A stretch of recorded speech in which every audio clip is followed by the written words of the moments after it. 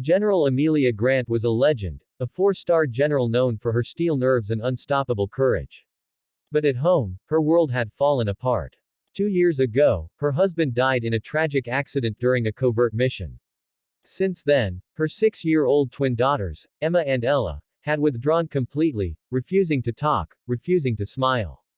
They screamed at strangers, hid under tables, and fired every nanny the general hired. 12 nannies. 12 heartbreaks. The mansion had become silent, like a haunted place filled with memories of laughter that once was. Amelia's medals and trophies meant nothing anymore, she'd trade them all just to hear her daughters laugh again. Then came the day she almost gave up.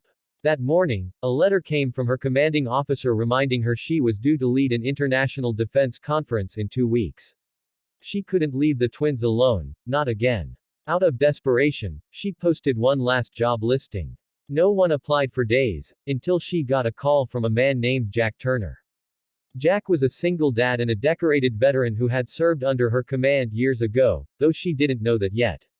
He'd lost his wife to cancer and was raising his own daughter, Lily, who was now 10.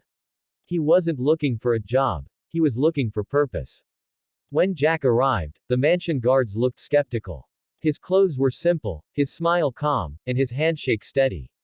The housekeeper whispered, "You're wasting your time, sir. The twins don't let anyone near them." But Jack just smiled. "Then I'll start by not trying." He walked into the playroom and sat down on the floor, quietly, without saying a word. The twins peeked from behind their toys, suspicious.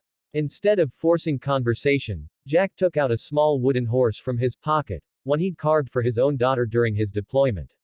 He set it on the floor, pushed it gently toward them, and said softly, "I used to make these when I missed home." The twins didn't respond, but they didn't run either. It was the first silent victory. Over the next few days, Jack showed up every morning at 7 a.m., sitting on the floor with them, drawing, carving, sometimes saying nothing at all. Slowly, the walls began to crumble. Emma reached out to touch the horse. Ella began leaving her drawings on the table when Jack wasn't looking, pictures of her family before it all fell apart. When the general returned from her meetings, she'd watch from the hallway, speechless. For the first time in years, her daughters weren't afraid. But things truly changed one rainy afternoon. The twins had locked themselves in their father's old study, the room they never entered. Amelia stood outside, trembling, unable to go in.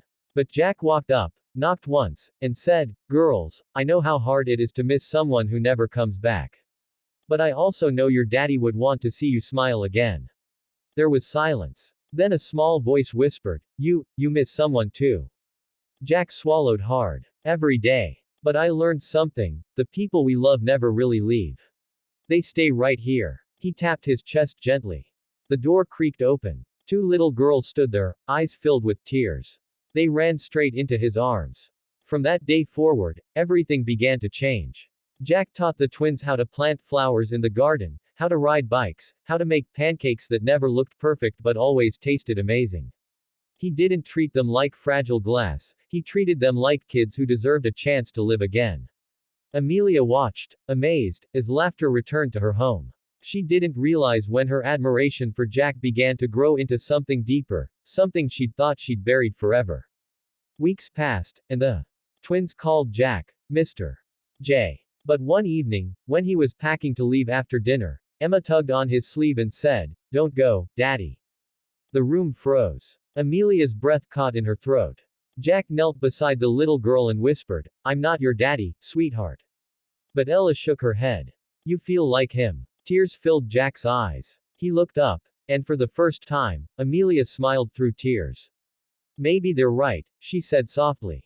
"You've done the impossible, Jack Turner." He stayed after that. Not for the job, but for the family that had slowly become his own. The twins learned to laugh, Amelia learned to feel again, and Jack finally found the home he never knew he was missing. Months later, at the military conference, General Grant stood on stage with her medals shining, but this time, when she looked into the crowd, it wasn't the applause that mattered. It was the sight of her 2 daughters holding hands with Jack and Lily, waving proudly. She ended her speech not with her rank, but with a truth she'd learned the hard way. Strength isn't about never breaking. It's about having someone who helps you heal when you do.